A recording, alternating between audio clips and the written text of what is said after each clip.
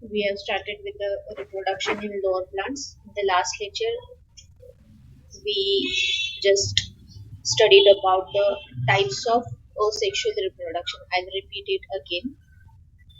Reproduction is the process in which the new progeny is formed, which exactly similar to the parents. Now, this is a very important metabolic process because it involves evolution as well as continuation of that particular species. Now, reproduction, there are two types: asexual reproduction and sexual reproduction. In asexual reproduction, only single parent is needed. There is no formation of gametes, that is, no involvement of gametes, and because of this, the new progeny which is formed by asexual reproduction is genetically as well as morphologically similar to that of the parent, and hence this progeny or offsprings are called as clones of the parents, which are because they are exactly similar to the parent cell or the parent organism. Now, there are different types of asexual reproduction. In multicellular organisms, one of the type is fragmentation. In this process, the multicellular organism breaks into smaller pieces, and each piece is called as fragment. And this fragment, in favorable conditions, develop into a individual new organism. This is fragmentation. The second method, which is mentioned here, is budding. Now, budding is mostly observed, which you have studied in hydra or in fungus. For example, east में सबसे ज़्यादा दिखाई देता है. Budding happens only in favorable condition. Now, budding में क्या होता है? 2-3 outgrowths होती है parent body को, and these outgrowths they develop into a new individual. After some time, these outgrowths get separated from the parent and they develop separately into a adult one. The next type is spore formation, asexual reproduction by spore formation. In this, zoospores are formed. Basically, this spore formation is mostly seen in Chlamydomonas. Chlamydomonas is a kind of bacteria. In bacteria, during unfavorable conditions, spores are formed for reproduction. Now, these spores are called as zoospores. These are motile, and when the favorable conditions reappear, these zoospores can give rise to the new individual. These are the three main processes which are mentioned in your book, and others are which we have studied in 10th standard. Binary fission. Binary fission याद है?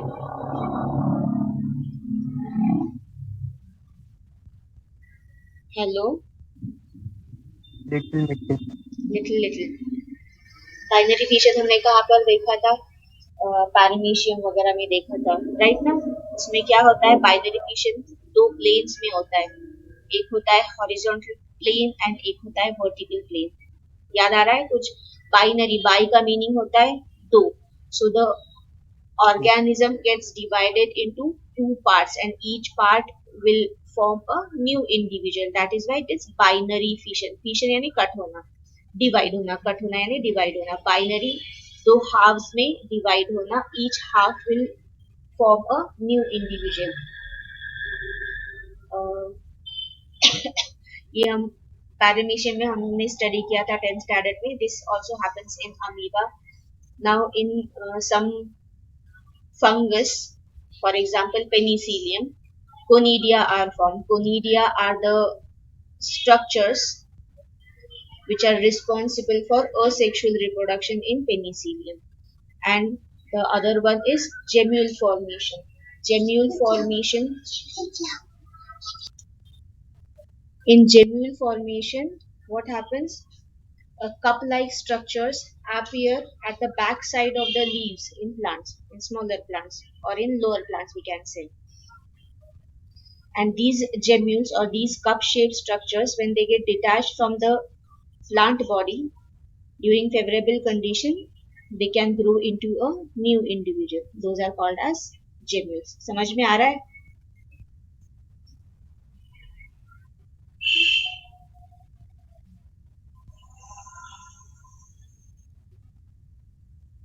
आवाज आ रहा है मेरा? Yes. Next type of asexual reproduction in higher plants also we can see it. This is vegetative reproduction. Do you know the name of what do you mean by or which are the vegetative parts of plant body? बताए क्या होता है?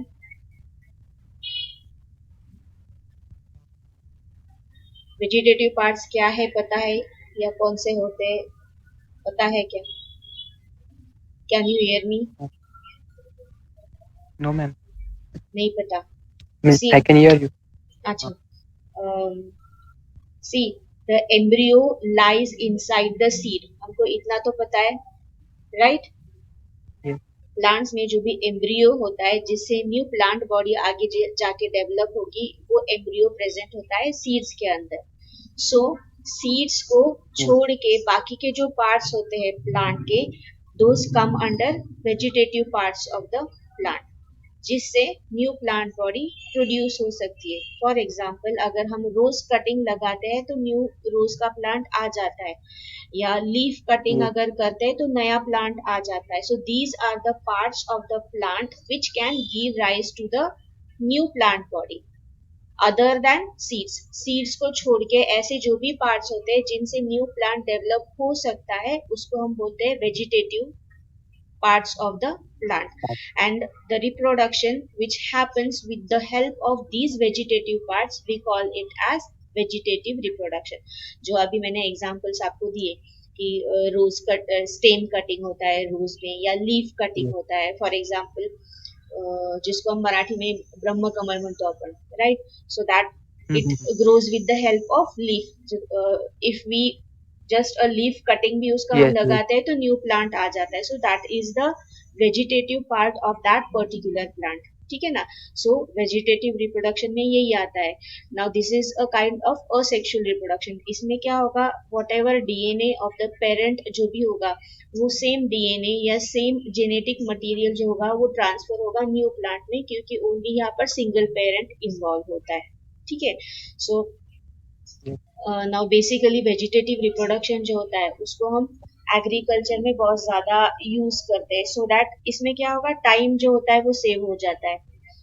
In a small or limited time we can grow lot of और जो stock होगा वो ज़्यादा maximum stock of plants can be developed with the help of vegetative propagation.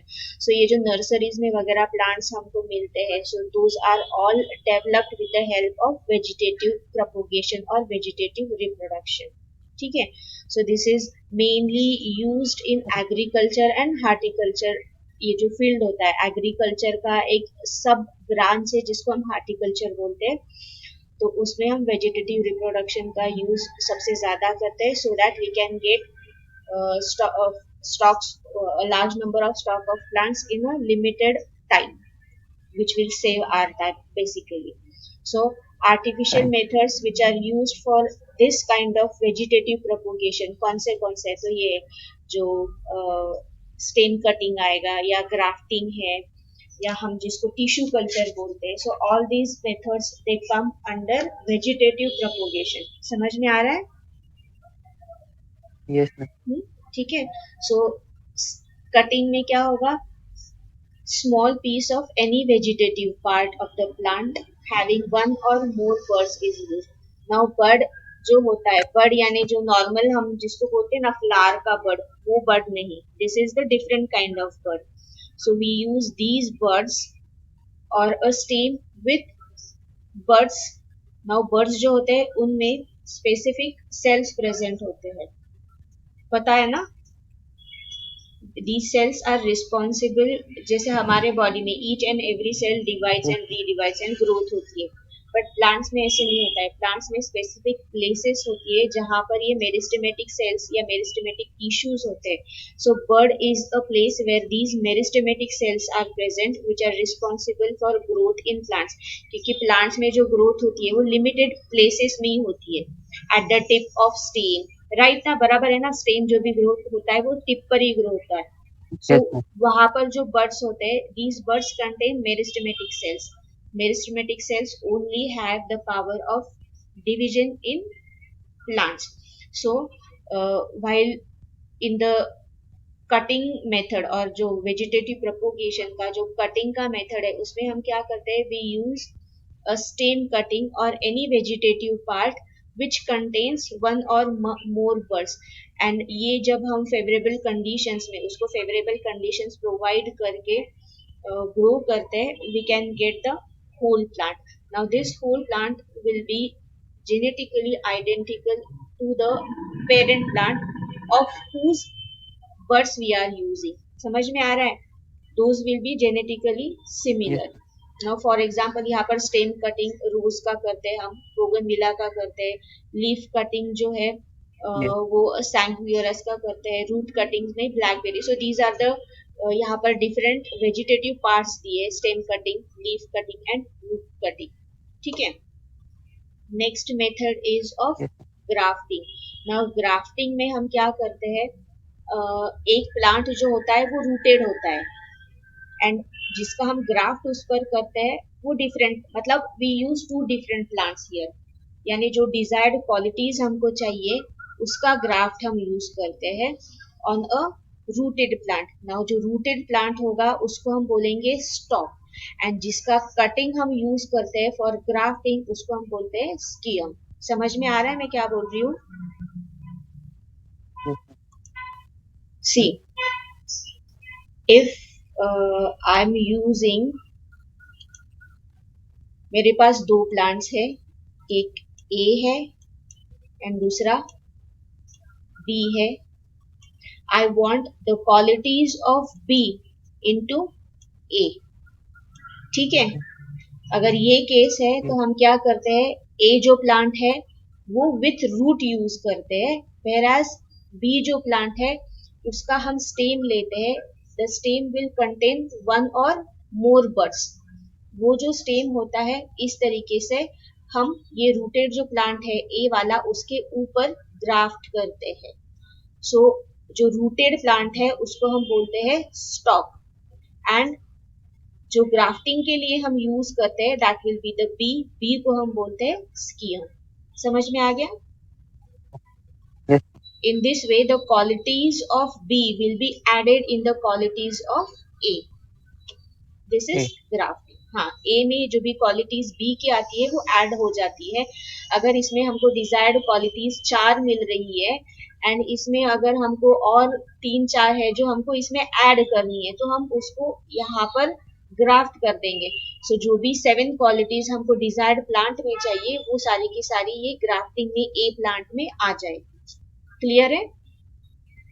yes ma'am. Ma'am हाँ. कैसे करते हैं मतलब वो सिमिलर? ग्राफ ग्राफ्टिंग का कैसे करते हैं, आपको डिटेल प्रोसेस चाहिए कैसे करते हैं? हाँ, बेसिकली हम लोग क्या करते हैं, ये जो स्टॉक होता है ना, यहाँ पर एक मिनट है, मैं कलर डिफरेंट लेके हो जाए आपको समझ में आएगा. यहाँ पर दिखेगा ये जो स्टॉक है, सी यहाँ पर कट कर रहे हैं. हाँ, अभी कट करके हम yes, लोग क्या करते हैं, ये ऊपर का पार्ट नहीं है ऐसे समझो. अभी जो स्टॉक है ना वहां पर एक वी कट लेते हैं यहाँ पर. ठीक है. इस तरीके से वी का कट लेते हैं यानी इस वी में जो ऊपर का ये बी वाला प्लांट होगा उसको हम टेपरिंग, इस तरीके से टेपरिंग लेते हैं. ये जो टेप मतलब ये जो टेपरिंग पार्ट है ये इस वी में हम फिक्स कर देते हैं एंड देन उसके बाद में उसको जो पॉलीथीन होता है उस पॉलीथीन से प्रॉपरली रैप कर देते हैं उसको एंड इसको हम ऐसे ही रखेंगे. तो okay, आफ्टर 1 मंथ या 1.5 मंथ ये जो यहाँ पर जो टिश्यूज होते हैं, जैसे हम ह्यूमंस में प्लास्टिक सर्जरीज करते हैं कि एक जगह का पार्ट या स्किन जो yes, होगी वो दूसरी जगह पर प्लांट कर देते हैं एंड आफ्टर सम टाइम वो जो स्किन है वो वहां पर मैच कर जाती है, राइट? जिसको हम प्लास्टिक सर्जरी कॉमन लैंग्वेज में बोलते हैं। तो उसी तरीके से ये भी होता है यहाँ पर हम अभी यहाँ पर आपको दिख रहा होगा कि यहाँ पर ये रैप yes, किया हुआ है, तो सेम इसी तरीके से हम करते हैं। एंड आफ्टर 40 to 45 days ये जो गैप होता है यहाँ का, ये पूरा सेल्स से ज्वाइन हो जाता है। जैसे अगर हमारी बॉडी में कहीं पर अगर कुछ इंजरी हो जाती है, हम लोग क्या करते हैं, स्टिचेस लेते हैं, एंड स्टिचेस 8 या 10 according to the size of the injury, किस तरीके का कट है उसको देख के 7 दिनों के बाद, 8 दिनों के बाद या 10 दिनों के बाद हम स्टिचेस निकाल देते हैं, correct, एंड वहां पर जो भी पार्ट होगा वो पूरा ज्वाइन हो जाता है। तो सेम प्रोसेस यहाँ पर भी होती है, उसको हम बोलते हैं ग्राफ्टिंग। समझ में आ गया? एक टेंटेटिव आइडिया दे दी मैंने आपको कि कैसे होता है एंड कैसे करते हैं हम लोग ग्राफ्टिंग।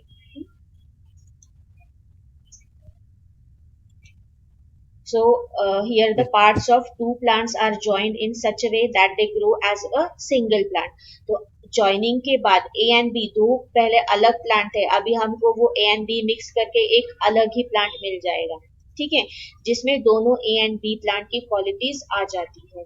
क्योंकि यहाँ पर हमने A का जीन्स जो है वो अलग है, B के जीन्स जो होते हैं वो अलग होते हैं, उसको हमने सिर्फ एक साथ ज्वाइन कर दिया है। In this method part of the stem containing more than one bird, इसको हम बोलेंगे स्कियन, जो हमने अभी एग्जांपल में बी प्लांट लिया था, it is joined on a rooted plant called as stock, जो हमने अभी एग्जांपल में ए प्लांट लिया था, this is called as grafting. कभी कभी क्या हम लोग करते हैं, एक दूसरा टाइप है बर्ड ग्राफ्टिंग। यहाँ पर yes, जो स्कियन होता है उसमें सिर्फ ओनली वन बर्ड होगा, ऐसा ही स्कियन हम यूज करते हैं, हम उसको स्टॉक को ज्वाइन कर देते हैं। ये स्पेसिफिक बर्ड ग्राफ्टिंग जो होता है वो एप्पल, पियर, रोज, ये जो प्लांट्स है उनमें हम करते हैं बर्ड ग्राफ्टिंग। बर्ड यानी only we are planting a stem with a single bud on a stalk, that is why this is called as bud grafting। समझ में आ गया? समझ में आ गया ना? yes, now yes, ma'am, next जो है, जो कि साइंटिफिकली हम यूज करते हैं, that is tissue culture. Tissue culture में क्या करते हैं हम, मेरिस्टेमेटिक टिश्यूज जो होते हैं प्लांट्स के, यानी जो tissues which are present at the growing points of the plant, we take out those tissues and उनको हम लैब में एक स्पेसिफिक वे में ग्रो करते हैं, ठीक है। सो that is tissue culture. It is a method by which a small amount of plant tissue, इसी को हम माइक्रो प्रोपोगेशन भी बोलते हैं, क्योंकि माइक्रो प्रोपोगेशन, ये जो टिश्यूज होते हैं छोटे छोटे सेल्स होते हैं, meristematic cells, microscopic, and using these microscopic cells we can grow a full plant, that is why it is also called as micro propagation। these are carefully grown to give many plantlets। ये plantlet का spelling single होना चाहिए, अलग अलग दिया है उन्होंने, printing mistake है। Micro propagation is the method, it is the मतलब टिश्यू कल्चर को ही हम दूसरा नाम देते हैं जिसको हम माइक्रो प्रोपोगेशन बोलते हैं। This is strictly done in the labs, labs में ही ये किया जाता है, ये बाहर ऐसे नहीं किया जाता है, क्योंकि यहाँ पर जो बैक्टीरियल इन्फेक्शन, वायरल इन्फेक्शन वगैरह वगैरह हो जाती है, वो सारी अवॉइड होती है माइक्रो प्रोपोगेशन में या टिश्यू कल्चर में। एंड दूसरा होता है कि टिश्यू कल्चर में बहुत ही कम टाइम लगता है, जिसमें हमको बहुत ज्यादा सैंपल्स मिल सकते हैं प्लांटलेट्स के, ठीक है। So these are the methods included in vegetative reproduction और वेजिटेटिव प्रोपोगेशन। यहाँ तक क्लियर है?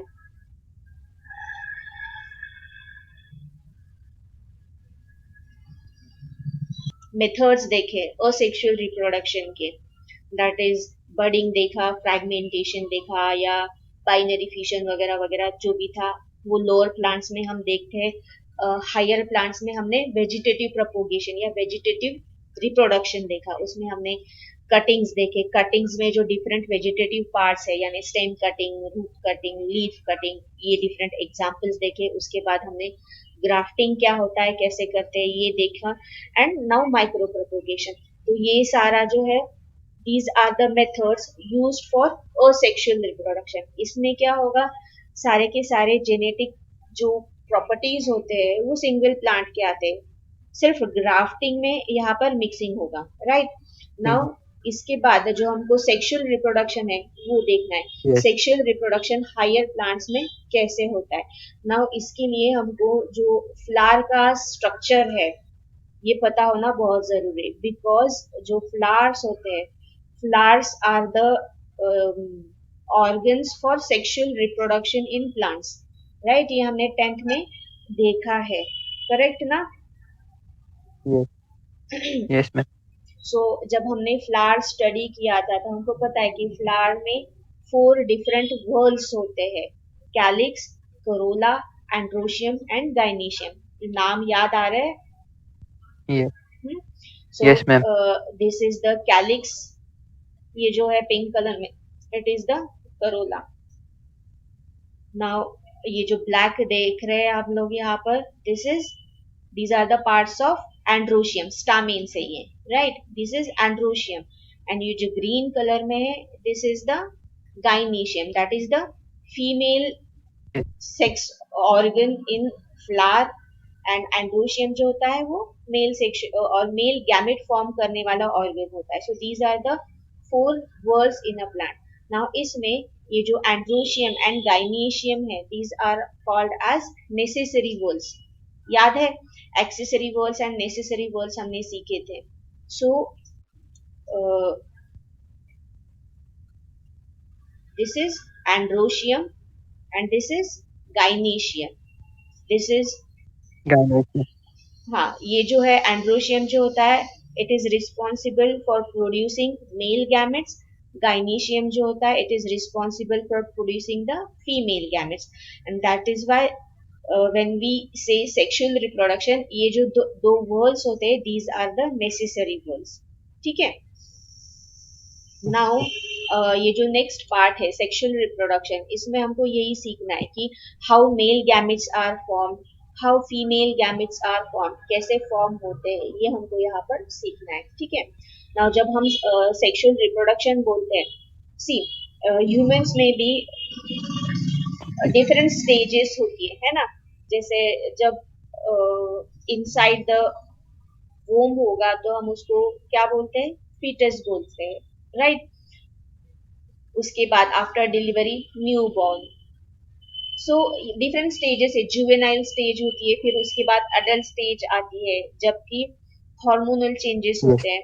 तो उसी तरीके से स्टेजेस जो है प्लांट्स में भी हमको दिखाई देती है। 2 फेजेस होती है, that is juvenile phase, juvenile phase यानी before flowering, Yes. And after flowering जो होता है that is the reproductive phase। So these are the 2 phases which can be seen in a plant।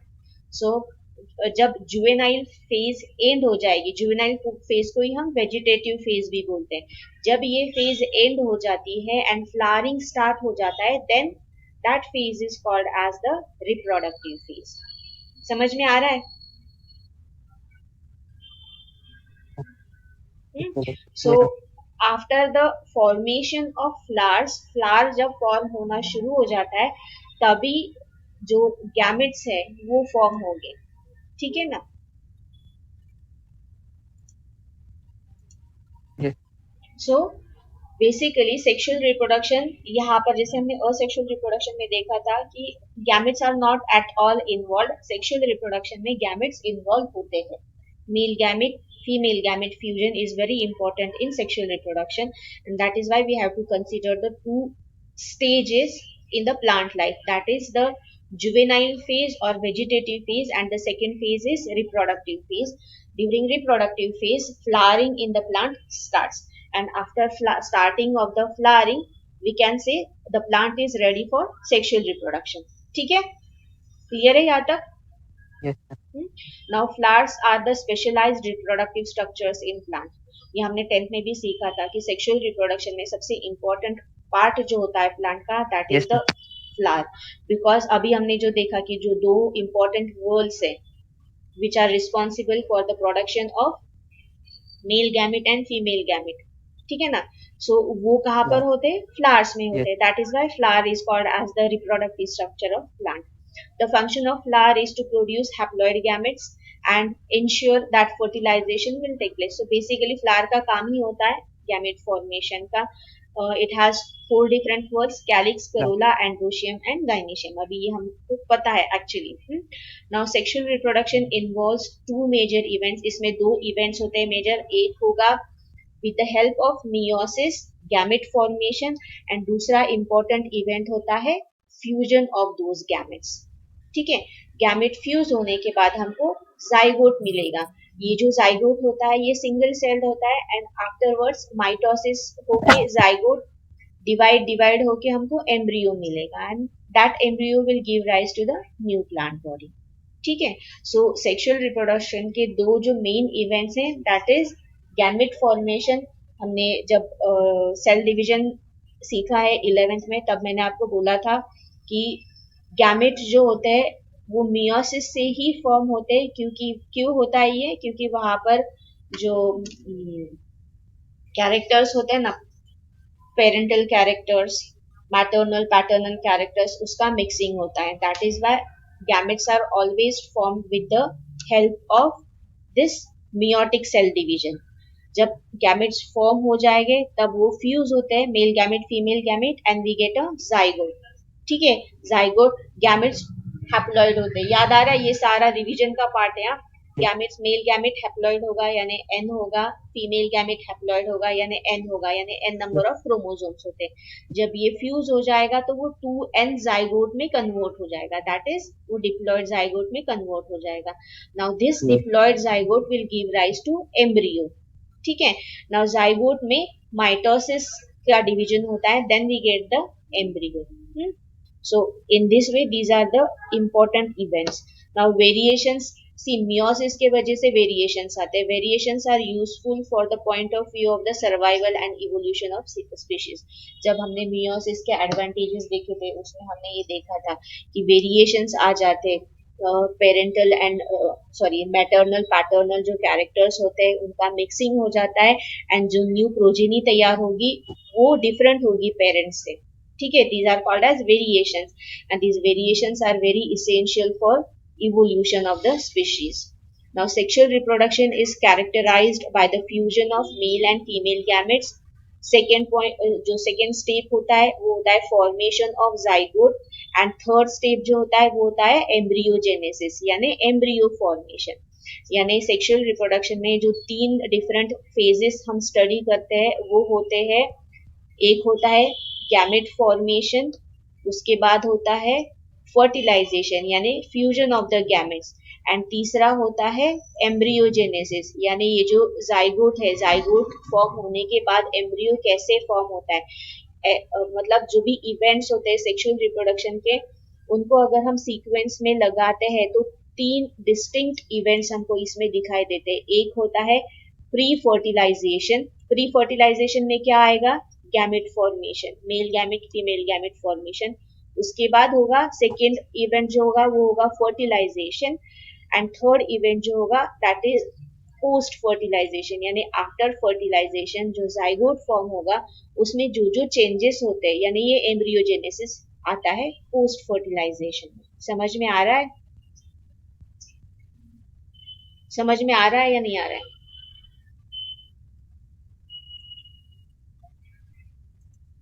Yes. जो भी sexual reproduction का process होता है, this process is divided into three distinct stages. Pre revise कीजिए. Fertilisation, revise कर रही हूँ मैं अगेन. जो रिप्रोडक्शन, सेक्सुअल रिप्रोडक्शन का जो भी डिफरेंट इवेंट्स होते हैं उसमें वो सारे इवेंट्स हम तीन डिस्टिंक्ट स्टेजेस में हेलो. डिवाइड करते हैं. आ रहा है आवाज?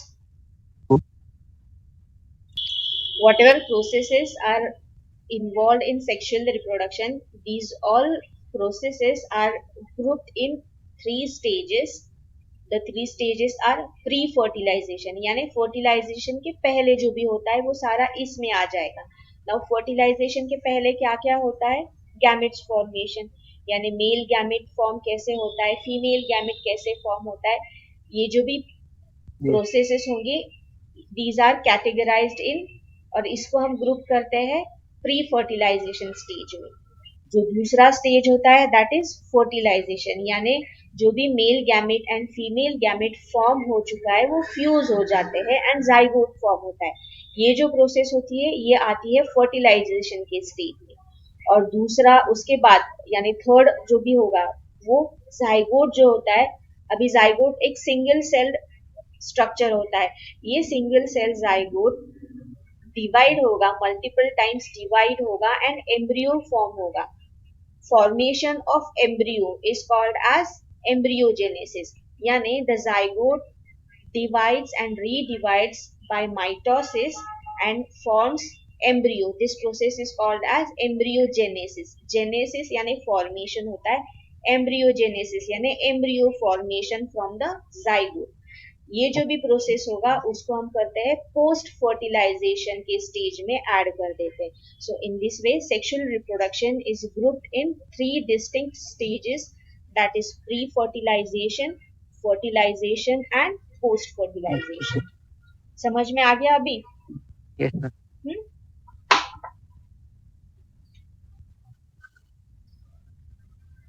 नाउ यहाँ पर जो प्री फर्टिलाइजेशन हमने देखा है या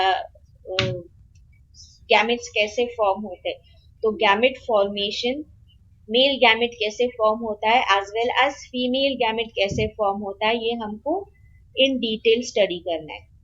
समझ में आ रहा है मैं क्या बोल रही हूँ? Yes, ma'am.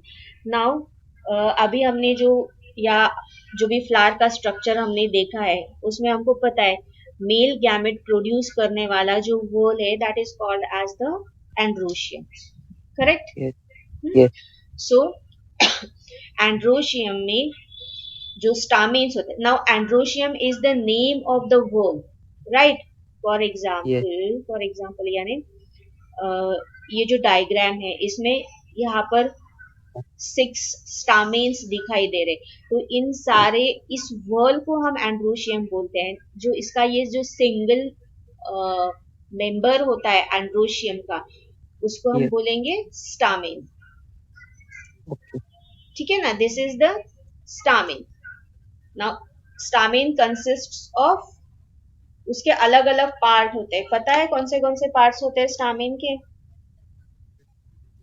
ये जो है जहां पर ये ब्लू लाइन मैंने किया है, दिस इज द, Yes. इसको क्या बोलते हैं हम? फिलामेंट. Yes. ये जो ऊपर का ब्लैक डॉट लाइट दिख रहा है this is the anther, right? Yes. And Yes. Anther जो होता है वो 2 लोब्स होते हैं एंथर के, इस तरीके से, राइट? सॉरी. Yes. तो ये जो लाइन है इसको हम बोलते हैं कनेक्टिव. एंथर के जो 2 लोब्स है उसको ज्वाइन करने वाला जो कनेक्टिव टिश्यू का पार्ट होता है that is called as the connective.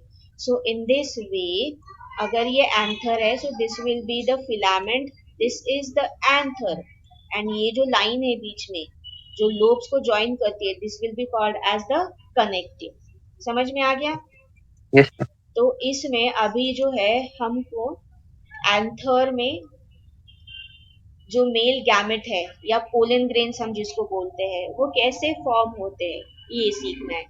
Clear है क्या सीखना है? So the male reproductive whorl is called as androecium and the individual member of this androecium is called as stamen. Stamen की 3 parts होते हैं, filament, connective and anther.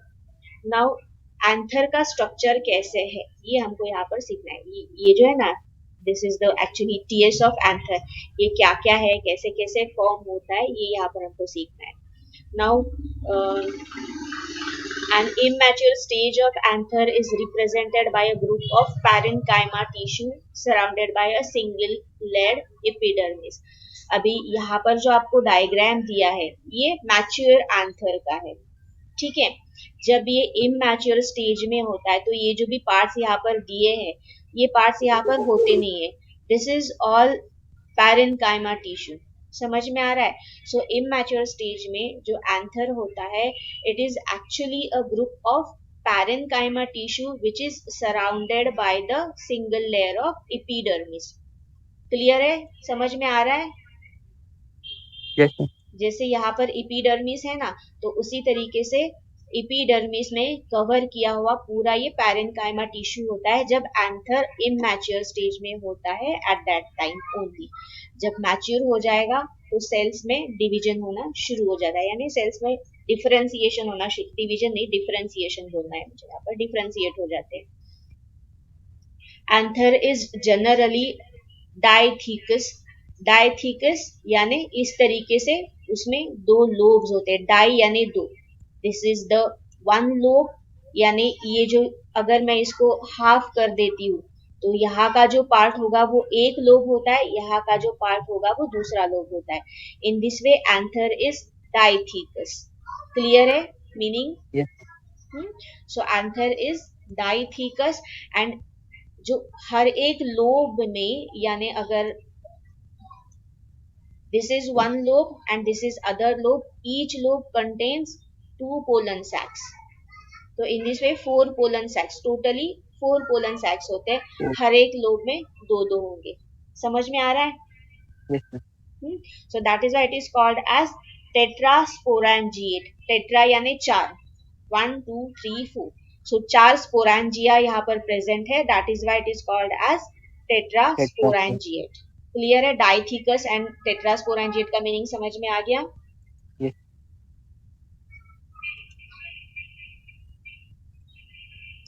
The anther is diathecous having two lobes and tetrasporangiate. मैंने अभी tetrasporangiate क्या होता है ये आपको बताया। Each monothecous anther contains two pollen sac. अभी monothecous anther यानी अगर इस anther को हम, सॉरी, अगर इस एंथर को हम, डाइथिकस एंथर को अगर हम डिवाइड कर देते एक लोब्स में, दो लोब्स में, तो इस लोब को हम बोलेंगे मोनोथिकस और ये एक मोनोथिकस, ऐसे दो मोनोथिकस मिलके डाइथिकस बन जाता है। समझ में आ रहा है? Yes, ma'am. So each monothecous anther will contain two pollen sacs, one and two pollen sacs. In this way, totally there are four pollen Four sacs, pollen. and that is why it is called as tetrasporangiate. Okay.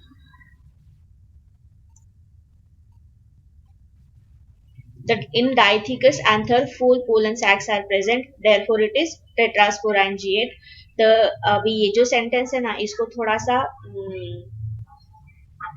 क्या बोलते हैं, block कर दो।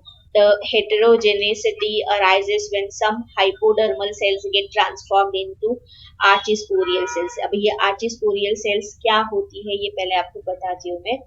Now archisporial cells मतलब जो cells है, these are the cells of sporangium. Sporangium का meaning क्या है यहाँ पर? Pollen sac. ठीक है? हाँ. सो आर्चिस्पोरियल सेल्स मतलब these are the cells of sporangium which divide to form a sporocyte. Sporocyte यानी ये जो अंदर के cells है which are ready to form pollen और male gamete. ठीक है? इनको हम बोलते हैं स्पोरोसाइट। स्पोर जो फॉर्म करते हैं उनको हम बोलते हैं sporocyte. Yes, so ma'am. Archegonial, sorry, archesporial cells का मीनिंग होता है these are the cells of this pollen sac which are ready to form male gametes, that is pollen grains. समझ में आ गया? Yes, ma'am. नाउ ये anther का जो structure है, यानी बाहर बाहर से जो भी स्ट्रक्चर है वो हमने अभी देखा। अभी ये जो टीएस है वो स्टडी करना है कि इसके लेयर्स कैसे होता है वो। बाकी का स्ट्रक्चर समझ में आ गया क्या है? Initially when the anther is immature, it is only a group of parenchyma cells which is surrounded by the epidermal cells. ठीक है? Now the anther is diathecous यानी it has two lobes and each lobe has two pollen sacs.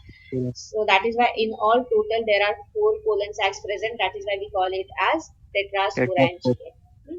Now TS of anther क्या है ये देखेंगे अभी। The archisporial cell divides into an inner sporogenous cells. अभी ये जो archisporial cells है ये immature जब एंथर होता है तब का चल रहा है ये। ठीक है? जब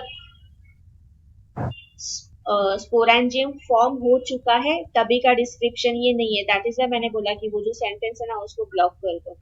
सो द आर्चिस्पोरियल सेल्स मतलब the cells which can form the pollen grains when they mature.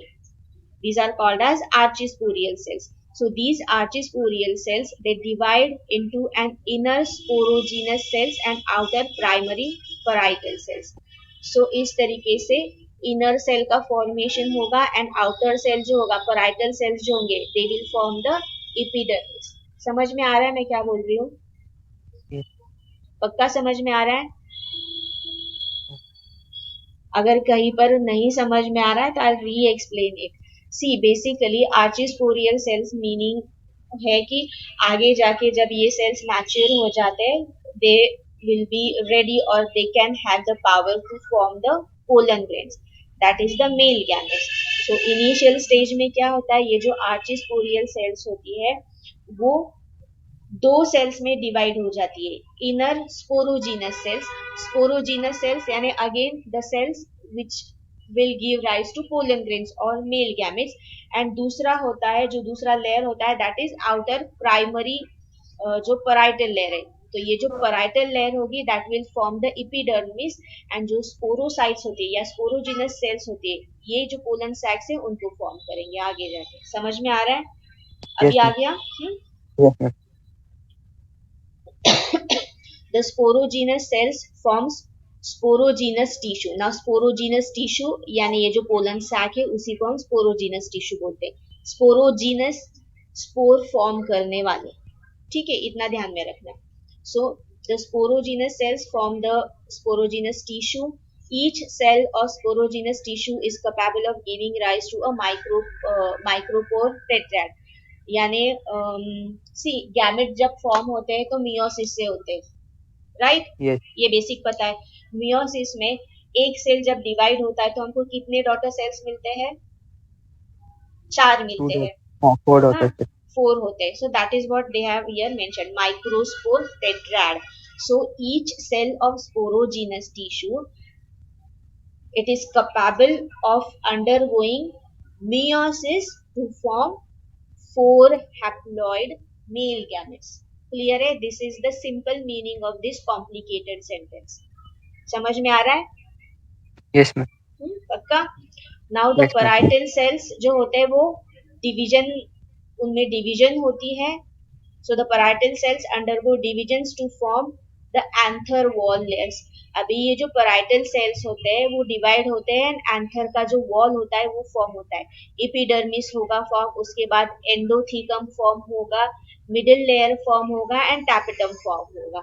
So in this way parietal cells में या parietal layer में जो भी cells होते हैं वो डिवाइड होते हैं, they form different layers for the anther wall. समझ में आ रहा है? Yes, ma'am. The wall of mature anther consists of 4 layers. The outermost जो layer है, it is epidermis. It is the outermost protective layer which is made up of flattened और tabular cells. So यहाँ पर जो सबसे ये जो yellow colour में आपको इस डायग्राम में दिखाई दे रही है, this is the epidermis. It is made up of a single layer of flat cells. ठीक है, दिस इज एपिडर्मिस। एपिडर्मिस के बाद में दूसरा जो लेयर होता है दैट इज एंडोथीकम, और एंडोथीसियम भी बोलते हैं इसको। इट इज सब एपिडर्मल। सब एपिडर्मल यानी it lies below the epidermal layer. It is made up of radially elongated cells with fibrous thickenings. Now see, this is, ये जो है ये एपिडर्मिस है। यहाँ पर जो येलो लाइंस दिख रहे, सेल्स दिख रहे, इसके जस्ट इनर जो है दिस इज कॉल्ड एज एंडोथीकम। ये हर जगह पर होगा। नाउ एंडोथीकम के जो, जैसे हमने देखा कि एपिडर्मिस के जो सेल्स होते हैं वो फ्लैट सेल्स होते हैं, एंडोथीकम के जो सेल्स होते हैं वो रेडियली थीकन होते हैं, यानी रेडियस की तरफ ठीक होते हैं, यानी ओवल या राउंडेड शेप पे हो जाएंगे। So this is the second layer of anther wall. Clear है? First is the Yes. outermost epidermis, Yes. second is inner to the epidermis is endothecum. Okay. Inner to the endothecium is middle layer which is made up of thin walled cells. Now endothecium या epidermis, these are all single layered structures. Endothecium के बाद जो आएगा that will be called as the middle layer. This is made up of 1 to 2 layers of cells. ठीक है? Yes. For example यहाँ पर देखो मिडिल लेयर है। सो ये जो मिडिल लेयर है वो दो दो लेयर्स होते हैं उसमें, यानी आउटर मोस्ट होगा इपिडर्मिस, उसके बाद आएगा एंडोथीसियम, उसके बाद आएगा middle middle layer, layer. And सबसे इनर मोस्ट जो होता है वो होता है tapetum, traffic. Which actually covers the sporangium, यानी ये जो क्या बोलते हैं हम, सैक है, पोलन सैक जिसको हम बोलते हैं, उस पोलन सैक यस। का जो कवरिंग होगा that is the tapetum. So these are the three layers of anther, sorry, four layers of four. anther wall. So um, the inner to the endothecium is the middle layer, which is made up of one to two thin walled cells. Now inner to this middle layer there is tapetum. Tapetum is the innermost layer. This is actually a nutritive layer. Yani the cells of this layer, they will help the sporangium in nutrition. They provide nutrition to the spore mother cells. जो okay. Sporangium में जो ये जो भी sales यहाँ पर दिखाई दे रहे हैं ना, येलो ऑरेंज कलर में, these yes. cells are capable of forming the haploid male gametes. इनको हम बोलते हैं स्पोर मदर सेल, SMC, ऐसा भी आगे जाके आएगा. तो these are called as spore mother cells. Mother से ही आगे की प्रोजेनी आती है, एंड इन्हीं सेल्स से एंथर सॉरी जो मेल गैमेट्स है वो आते हैं, which will be helping in the formation of new progeny. That is why इनको हम बोलते हैं स्पोर मदर सेल. समझ में आ गया? Yes ma'am.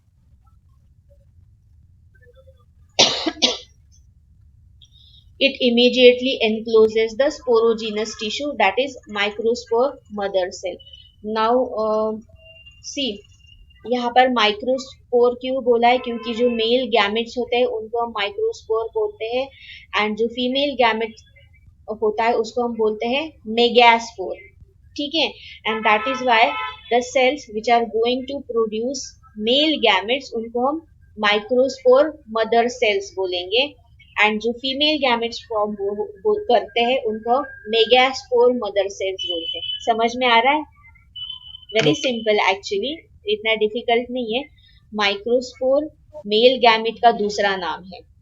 Mail gamete form करने वाले जो सेल्स है उनको हम बोलते हैं माइक्रोस्पोर मदर सेल्स. ठीक है, so tapetum is the direct covering of this sporogenous tissue और microspore mother cells which help in the nutrition of these microspore mother cells. Clear है यहाँ तक? Yes ma'am. नाउ ये जो नेक्स्ट टॉपिक है microsporogenesis. अभी मैंने आपको बताया कि माइक्रोस्पोर यानी मेल गैमेट, जेनेसिस यानी formation. So how the male gametes are form, ये जो भी प्रोसेस होगी ये हमको सीखनी है माइक्रोस्पोरोजेनेसिस. ठीक है, समझ में आ रहा है? Yes ma'am. तो इसमें सबसे पहले जो है वो माइक्रोस्पोर का यानी मेल गैमेट का स्ट्रक्चर कैसे होता है ये हमको देखना है.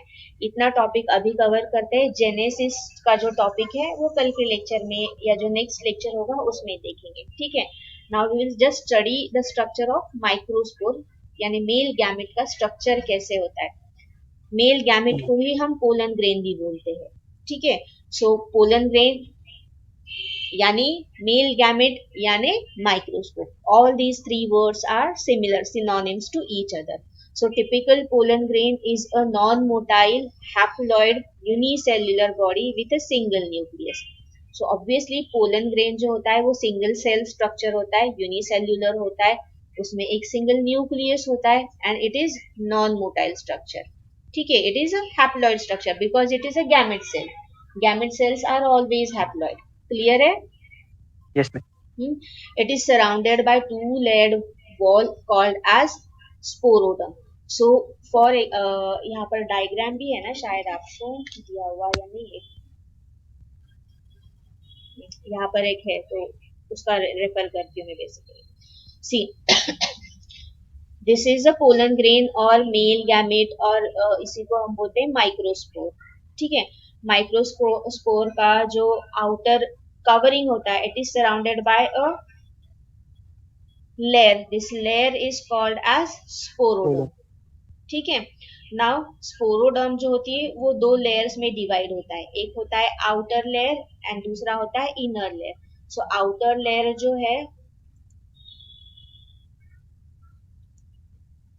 This is outer layer, it is called as exine. And जो इनर लेयर होगा उसको हम बोलते हैं इंटाइन. ठीक है, क्लियर है ओके. स्पोरोडर्म के. यस. स्पोरोडर्म, डर्म यानी स्किन, स्पोर का जो स्किन होता है उसको हम बोलते हैं sporoderm. Sporoderm is a double walled structure. The outer wall is called as exine and the inner wall is called as intine. ठीक है, यहाँ तक क्लियर है.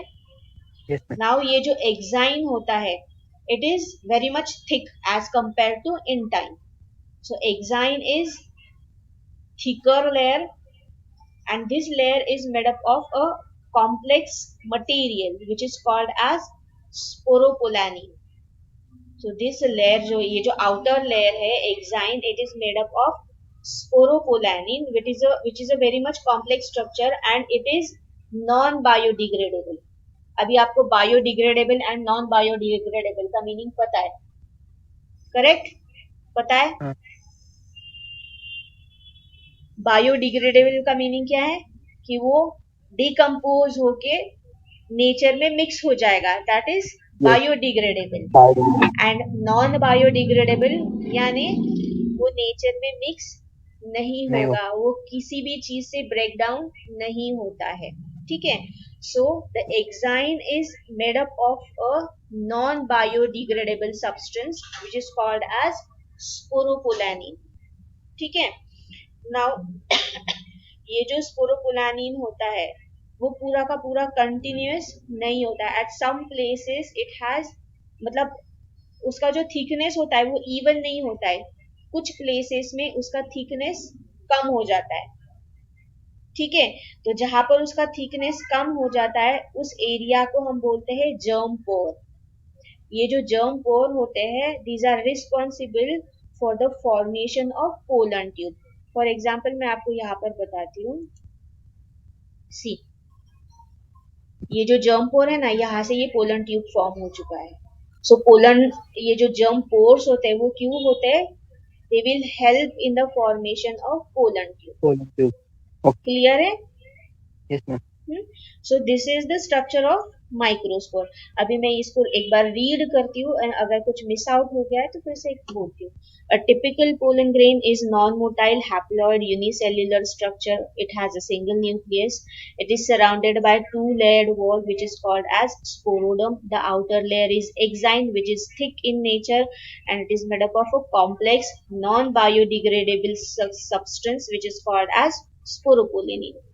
Now it may be smooth or with a sculpted pattern. For example, see, अभी यहाँ पर आपको culture pattern. बताती हूँ. यहाँ पर जो दिया है ना, ये स्मूथ लाइन है क्या? नो. नहीं है. So this is a sculpted pattern. For example, अगर हम कोई पत्थर लेते हैं, पत्थर हाँ. का शेप कैसे होगा? मतलब sorry,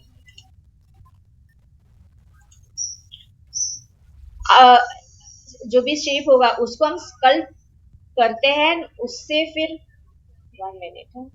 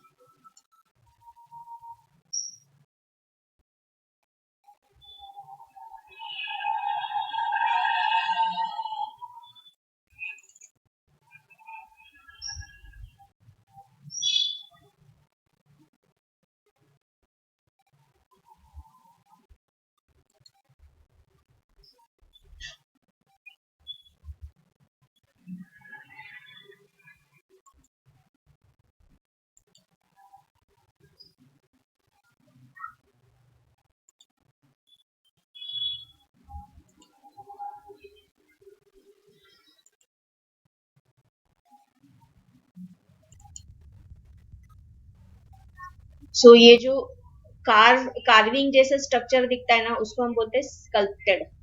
So the exine, it could be a smooth layer और sculpted, it can show sculpted pattern, जैसे हम पत्थर लेके उसको स्कल्प्ट करते हैं और उसे मूर्ति तराशते हैं, उसको हम स्कल्पचर्स बोलते हैं. तो similarly different patterns can be seen of the exine. समझ में आ रहा है? Okay ma'am. एंड जो इंटाइन होता है वो हमेशा ही स्मूथ होता है.